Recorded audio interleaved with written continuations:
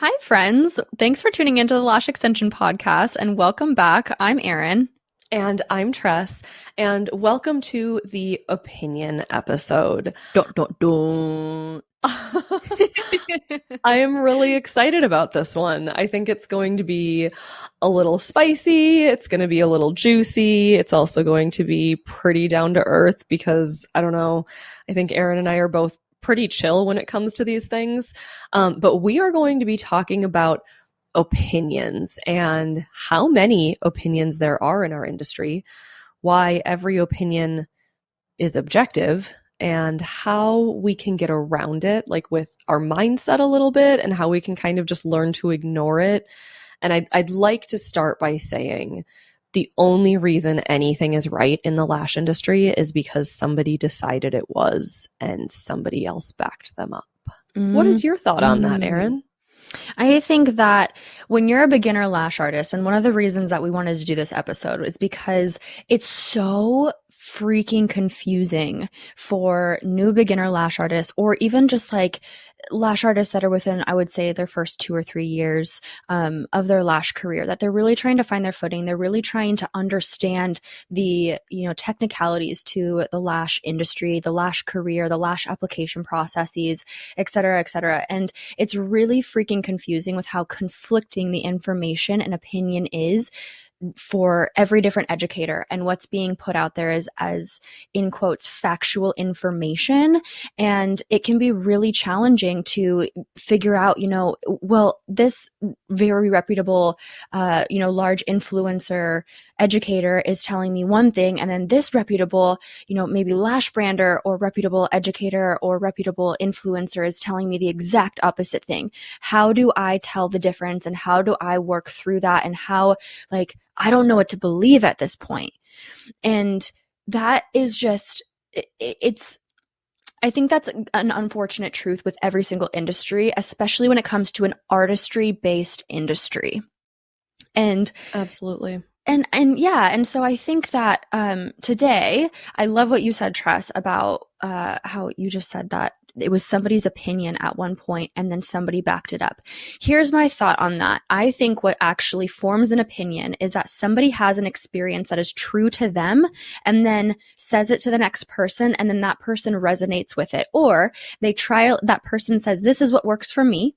They trial and error it. The next person trials and errors it and is like, oh, I had the same result. So now this is a fact, right? Mm-hmm. And I think that a lot of our lash industry has come, and our lash education has come from one person at one point, essentially just testing something, maybe like throwing a noodle at the wall and is like seeing what sticks, right? And it stuck for one person. But here's the thing. I think what causes the opposite of the controversy of somebody else being like, that is not true, I don't agree with it, and I believe the exact opposite, and I'm going to teach the exact opposite, is because they tried that thing and they trial and errored the exact same thing that person said, and then they had a different result. So for that person, it was not factual, and it was, the new opinion that's essentially the exact opposite and contrasting the original opinion is now that person's fact. And the thing is that you can have multiple facts per different person's experience.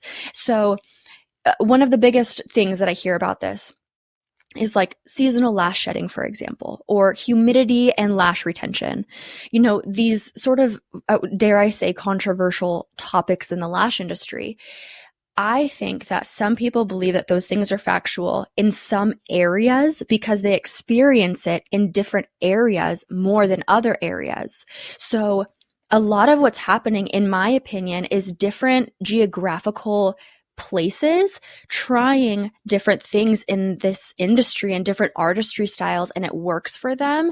And that whether it be a trending style, whether it be a technical application, whether it be formulation of certain products working for them, et cetera, or even lash sheds, seasonal lash sheds, you name it.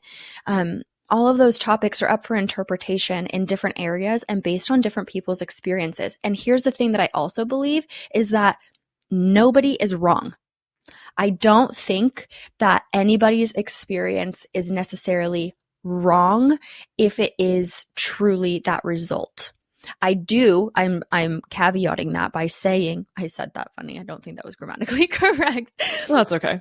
But I'm caveating by saying that I think that there are incorrect ways of doing things or more healthy ways of doing things within the lash application process or within just period lash application, the lash industry. There are certain things that are, known facts. Like if you overload the natural lash with too much weight, it will damage the lash follicle. I mean, like there are science that backs up certain findings, but a lot of what's up for controversy and up for different opinions and what's being taught is simply based on opinions, not scientific fact of an artistry career and an artistry industry. What do you think about that, Tress? That was very long-winded. That's okay. I have a couple of thoughts. I'd like to step back for a moment and come back to people's experiences and come back to how everybody has their own experience and they've decided whether something is right or something is wrong. It's sort of a big gap between what I'm going to say and that, but it made me think of it like people troubleshooting and creating and learning and discovering what works for them and what's factual for them is how we innovate in this industry. And so I don't think that we're saying, at least I'm not, I don't think that we're saying that different opinions are wrong, or I'm sorry, bad, and that people have, that like everybody should come together and not have opposing opinions. I think what I'm saying is everybody has the right to their own opinion. And like, there's just no way on earth I'm going to stand up, whether it's on Instagram or in person, and fight anybody on it, because there's no reason to, unless things are factual or scientific. Like, for example, 3.07 lashes do not equal the same weight as 3.03 lashes. Somebody's come at me for that once, and I was like, please sit down. Like, we're going to have a discussion.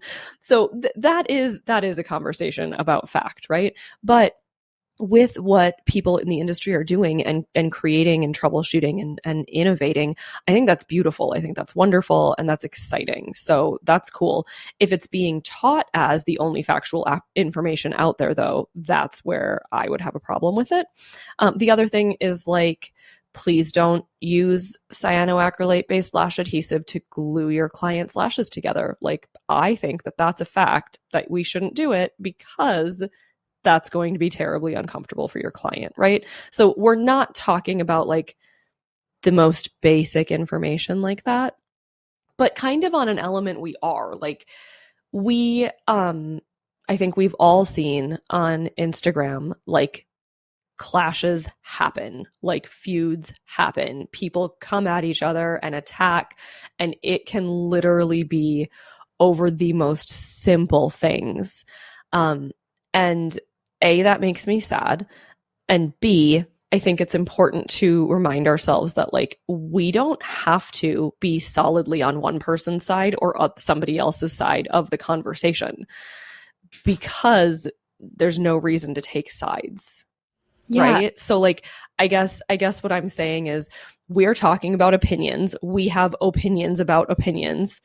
Please understand that you can take what we're saying with a grain of salt as well, because everybody has come to their own conclusions and own opinions in this lash industry. The hard part is when something is taught as fact and it is an opinion. Right. And it confuses people. And here's the other thing that I'm going to throw in here. Two truths can be a fact at the same time. Like, yeah, two opposing opinions can be truth at the same time.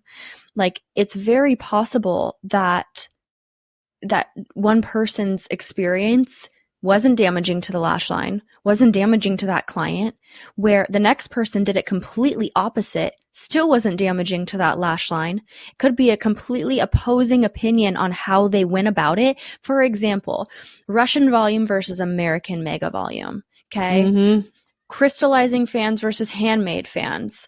Like, there are two I mean, there are ways to damage somebody's lash line with both of those techniques, right? But they are both very possible to get the exact same result, phenomenal retention, long-lasting, healthy, natural lashes that's not causing damage. The client's very healthy. You can achieve a perfect mega volume blackout effect with a perfect line, Bordeaux sets with both styles, et cetera, et cetera. They are two completely opposing views that can get the same result. So one isn't necessarily right over the other. They both can be true and right at the same time. So when students come to you, because I've had this happen so many times, when students come to you and they go, Erin, I'm confused. I've been told this by this teacher. I've been told this by this teacher. I've been told this by this company. And I just saw this on Instagram. And they're all like split them off into 4 different directions. They are all as opposite as they can be. What do you tell your students? Because I know what I tell mine, but like, what do you tell your students when they come to you and they're like lamenting and they're like, oh my gosh, everything I've learned so far is a lie because I just saw this post on Instagram? Yeah, I say, have you tried it for yourself and what happened for yourself? That's what I say. I say, you have to trial and error it the same way with how my class is for you today. I want you to take whatever pieces that I teach you today in a way that is a critical thinking way of looking at what I'm even telling you today. What I'm teaching you today is what works for me and what I have found to work best in my environment with my working style. And I'm teaching you because you want to learn how I'm doing things. However, I want you to take what I'm even telling you today, go trial and error it for yourself at home in your environment with what feels natural and right for you and your artistry style and what calls to you and what you've niched yourself down as.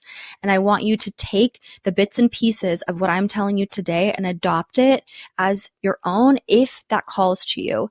And anybody else and any other educator, if you have experimented with what they are saying over what I'm saying, that is perfect and you should still stick with that. If that is what's true for you in your environment and works best for you, then that's right for you. But I need you to trial and error it for yourself and be a critical thinker to see through it for yourself. I love that. I think that that's so important. And so if you're listening to this right now, I just want to kind of call you back to going, okay, if you have been in a position where you have felt confused and you have felt frustrated and you have seen conflicting or been taught conflicting information, it doesn't have to be a stressful experience. You don't have to ask yourself, oh my God, which one is right? You can say, which one works for me? Like some people love to just tape lashes down with Nextcare tape, right? Some people use gel pads. Some people use foam tape. There are so many different ways to tape an eyeball for eyelashes. And just because I have an opinion that some are better than others doesn't mean that you have to have that same opinion. I think what it comes down to is we need to be really cautious of the fact that we are always being sold to. Yeah. And hear me out. I work in marketing. Almost exclusively. So please don't think that I'm going against what that is. But there are some marketing techniques out there that are created to make you feel like everything that you're doing is wrong if you're not doing that. And that is marketing. And I want you to be aware of it. There's also marketing out there that is saying, hey, if you do this and if you try this, you might be more successful than you've ever been before. And that could be true, right? If you want that and you go after that, that can be true. I just mean if you're made to feel guilty, if you're made to feel stupid, if you're made to feel like you don't know what you're talking about and that this is the only way, like take a step back, take it with a grain of salt and reassess that situation. Yeah. And I mean, I'm really glad that you just said that. And I'm going to toss in a little, I don't mean any spice by this, but I would caution somebody if there is an educator out there that is saying that my way is the only way and only the right way of doing one thing, and you have to do it exactly how I am doing it in order for you to be a successful lash artist, I would caution you to think critically before booking that class.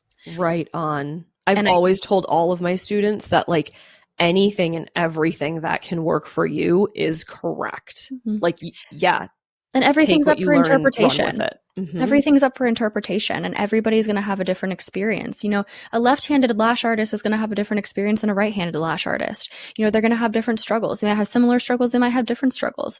You know, a far-sighted or nearsighted person that struggles with vision might have different struggles than the next person, and some things might work for them versus others. I mean, the thing is that artistry is just that. It's artistry, and Mm-hmm. your processes on correct application needs to be customized to you and what's working best for you in order for you to do a phenomenal job. I think that what's really maybe what's the word that I want to say? It's not beneficial for a lot of people is when somebody is taking away their natural instinct in their artistry or in their skills or their natural, you know, motor movements in their hands to forcefully try to copy or mold one of their, you know, idols or educators that they've taken a single class from. And now they've adopted that as like the end all be all truth.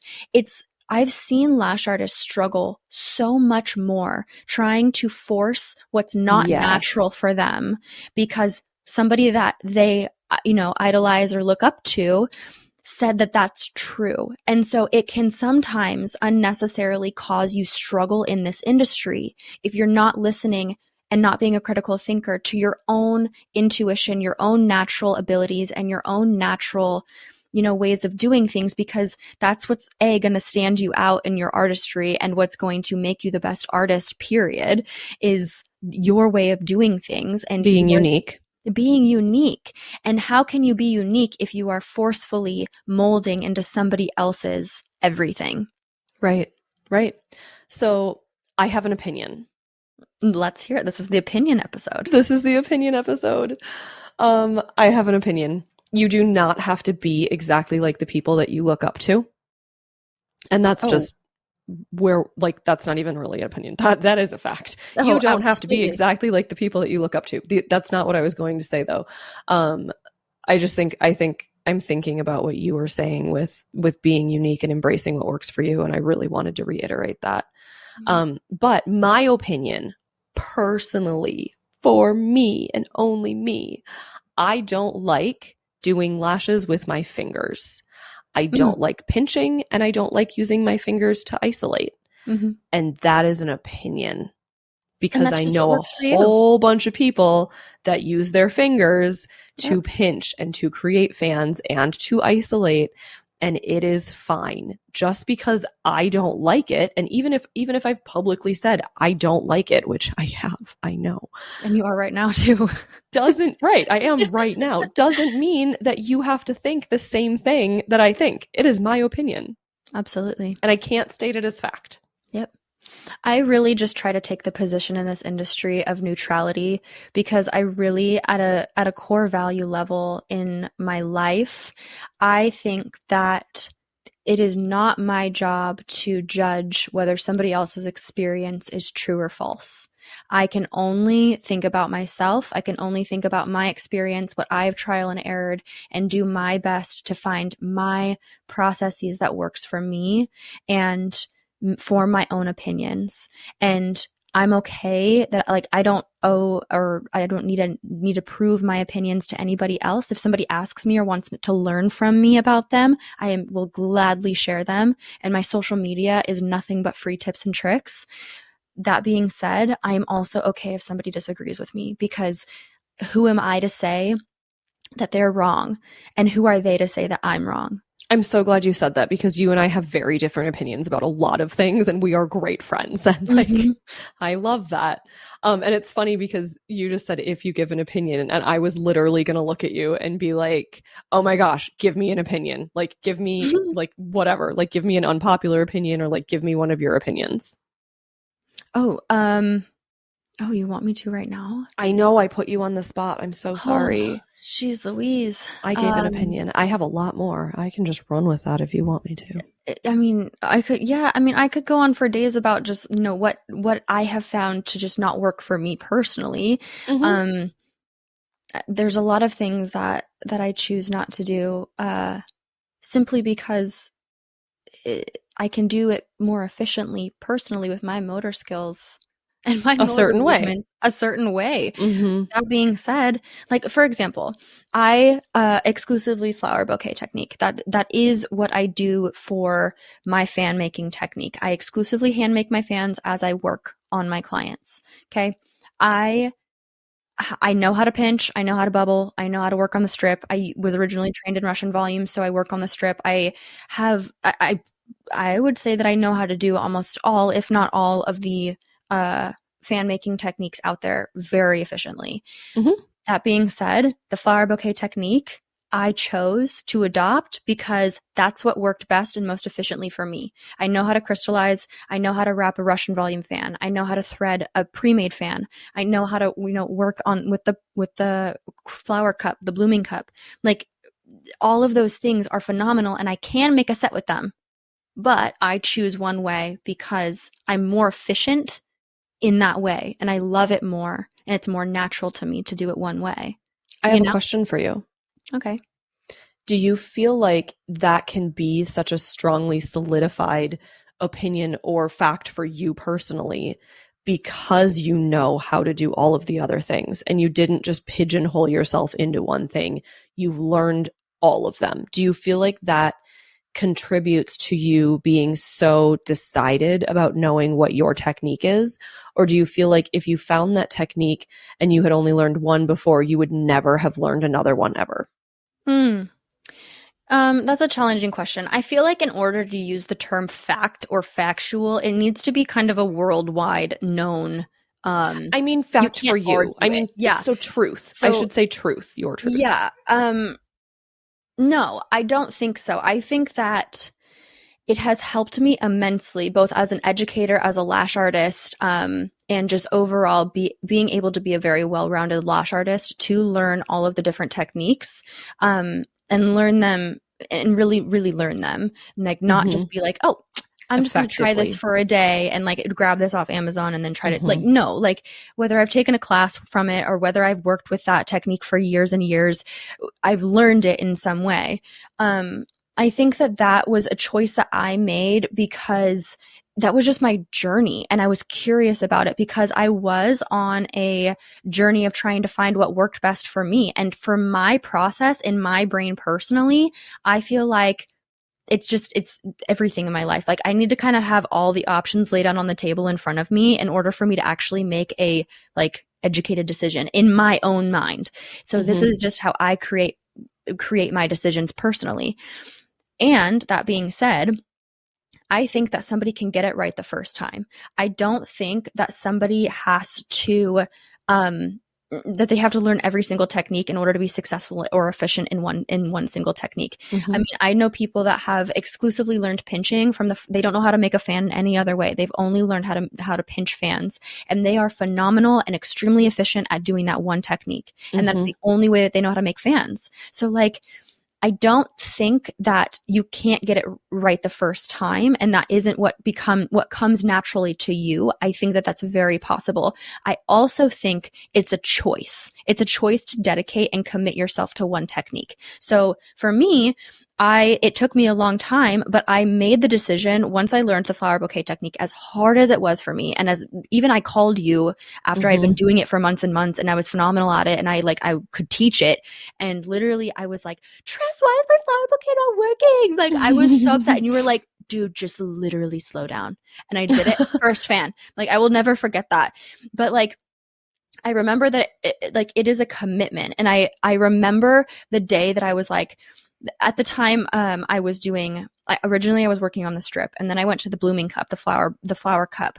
And that was how I was making all of my sets and all of my fans exclusively until I was working with the flower bouquet technique. And I took a class with you. And from that point on, it was so hard for me to not revert back to what I knew and what was comfortable for me in order to continue challenging myself into what felt foreign. It felt scary. I couldn't make a fan to save my life. I was struggling so freaking hard through it, but I felt called to it. I felt like it was a challenge that I wanted to do. I was attracted to the efficiency that I was seeing you do or see my other friends do. And I was like, I am dedicated to learning this. So from that point on, I made the decision that this is my only way of making a fan. Whether I struggle through it, I'm not reverting back to my old ways of making a fan, because I am committing myself and making this choice that this is what feels natural to me and this is what I want to do and how I want to challenge myself. So I think that there's an aspect of that in there too, that like you do have to kind of make a commitment and dedicate yourself to one technique. And if that's the first technique that you learn, phenomenal. That's great. Who am I to argue that that's wrong? Totally. And I think whoever has possibly struggled with fan making before, which I think is every lash artist on the planet, so probably you and me and all of us, I've had people ask me my entire career, because like I taught doing lashes faster, right? I've had people ask me my entire career, like, what is the fastest technique? And it comes down to, I have an opinion of what the fastest technique is and of what the fastest technique for me is. But when it comes down to it, the fastest technique for you is whatever the heck you decide to commit to. You need to have that commitment. I know people, I have friends who fan on the strip with 0.03s faster than I've ever seen anybody do it. And I'm like, oh my gosh. And it's because they committed to it, right? They didn't bounce around from one technique to the other. And so I think it really bears like saying that or repeating that whatever you commit to is going to be the best for you. But I've seen way too many people bounce around. I've seen way too many people use one technique one day and another technique the other day and just use like quote unquote whatever works that day. And like those are the people that I'm always the most concerned about. And that I've always, from the beginning to now, I've always looked at and gone, okay, you don't have to do the technique that I love to be the fastest. You just have to commit. I feel like, yeah, sorry, I interrupted you there. I feel like that commitment, I mean, efficiency and speed is going to come with experience. The more experienced and familiar you are with that technique, the faster you're going to be. So you can be very familiar and experienced with any technique and be very efficient at it and very fast at it. Right. Like some people are incredibly fast at promades. And it takes me longer to do a set of promades than it takes me to do a full handmade set. Like hands down, takes me longer to do a set of promades. And the fans are already made for you, right? But some people have learned on promades and they're like, these are great. Why would I ever change? If they're working for you, cool. Like don't psych yourself out into a place that you're not a real lash artist because you're using promade fans, right? But I've also had people look at me and be like, oh my gosh, I'm not a real lash artist or I'm not an elite lash artist because I'm not doing X, Y, or Z. And it's just like, that's not the case. Like you can choose what works best for you. And that's where other people's opinions are dangerous because if they make you question yourself, if they make you question your self-worth, they make you question where you're going in this industry or specifically your relevancy in this industry, that's when opinions get dangerous. And that's when we can really get stuck in our head, really beat ourselves up and really go, oh my gosh, because I'm not like this person or I don't do this like this person, I'm never going to be good enough. And I only say that because I've heard so many people directly tell me that that's how they feel about whether it's like somebody in the industry or even me. And it breaks my heart because like, I don't want anybody to think they have to be like somebody else, especially like if you find something that's completely unique and you create it. Like, okay, our friend Sandra has a totally different way of making lashes and creating fans. It's Sandra, her Instagram is Lashfully. She has a different way of isolating, a different way of creating fans, like a different method that like has taken a bunch of methods and put them together. And she does it in a completely unique way. And that is innovation. So like, and if she's you're like, so fast and efficient at it. So fast. And her fans are they're phenomenal. They are perfect every single time. They are placeable. Her work is completely healthy. Like, yeah, there are many ways to do the same thing and get the same result. So, absolutely. So, I mean, don't be hard on yourself if you're doing something that you've never seen somebody else do. Congratulate yourself because you figured something new out, and that is the coolest thing. Yeah, for sure. Yeah, I mean, my other opinion is the question of like, what's the best glue, or what's the best glue for best retention? I get that all the time. Started. I get that question all the time. And again, well, you're the retention queen, so that makes sense that people would ask you. Yeah, and it's funny because my answer changes. Like, I am so happy to tell anybody, like, I don't gatekeep what I use, the products that I'm using, what glue I'm using, etc. Like, I'm so happy to tell anybody anything.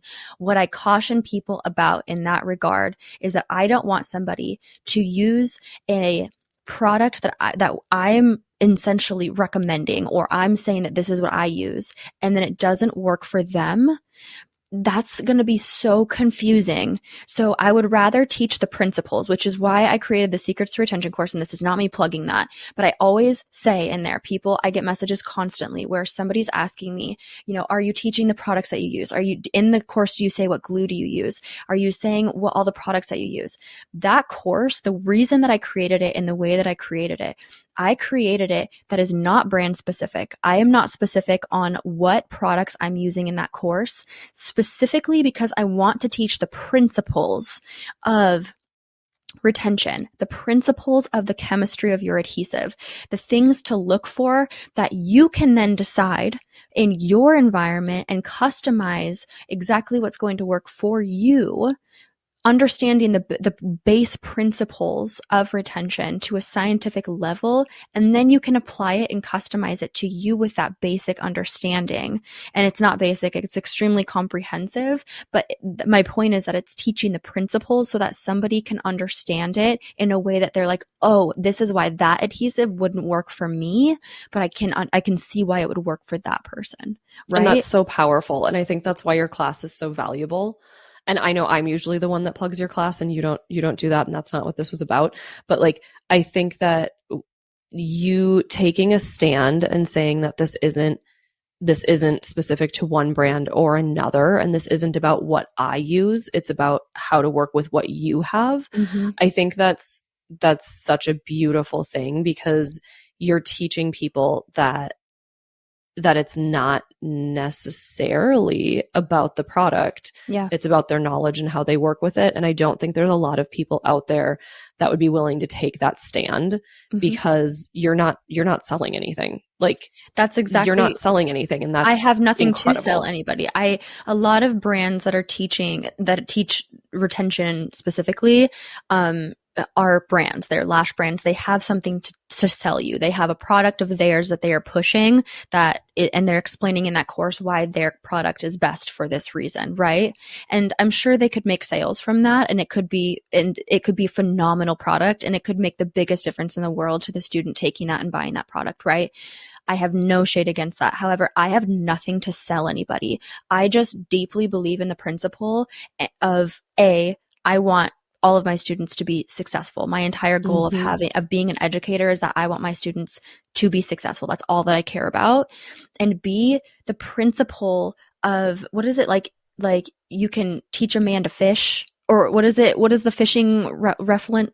You can give a man a fish. And it'll feed him for a day. Yes. Or you can teach a man to fish and it'll feed him for the rest of his life. Mm-hmm. Right? So like, that statement is just a core belief of mine, and why I created this course and why I just believe in teaching principles is because that's how you learn. That's how you learn a subject. It can't be bias. And if it's bias, then there's an agenda behind it. And my only agenda is the success of my students. And it doesn't matter what brand they buy product from. Nowadays in 2024, when we're recording this, the majority of lash brands out there nowadays have phenomenal product. I can use nearly every lash brand's product and it's going to be great. And you can get phenomenal results with your favorite lash brand. And it can be any number of brands. So nowadays, it's not a competition of what product is the best product. It's just what works best for you. And so on that front, you have to teach the principle for them to be able to choose with an educated understanding of what's going to work for them. And so in that turn, I want to save people money and save them a heartache. And I just want them to understand it, That's incredible. I love how everything you do just comes from like the purest place. I love that about you. Thank you. Okay. This was a good episode. This was the opinion episode. Thanks for being here. Uh, Thanks for being here.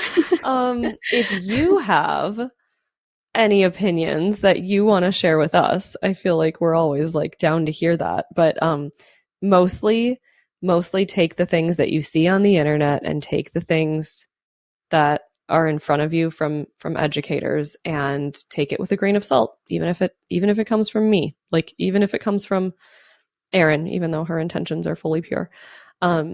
Like, so are yours. Thank you. Think about what works best for you, and don't be afraid to like figure it out. Like, there's always going to be struggle, there's always going to be differences, and you are allowed to be your own person and come up with your own opinions and have your own ideas. And I think that that's what's going to move this industry forward more than anything else. So yep.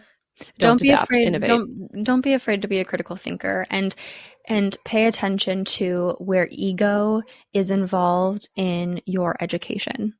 Mm-hmm. And just pay attention and keep your eyes open, and everything will be kosher for you. And I'm so excited. Oh, okay. Hold, please. We're at the end of this episode, and every once in a while, Erin will whip out an accent, and it just happened for like a fraction of a second. If you think that we should have an episode where Erin speaks with an accent the entire time, I need you to message us and start voting, because I want to petition that Erin does an entire episode with an accent, or at least we like take bets to see how long it goes before it breaks. This is something I'm deeply passionate about, and if you are too, please message me and I will screenshot them and petition to Erin to have an accent episode. Oh my gosh. Yeah. With that,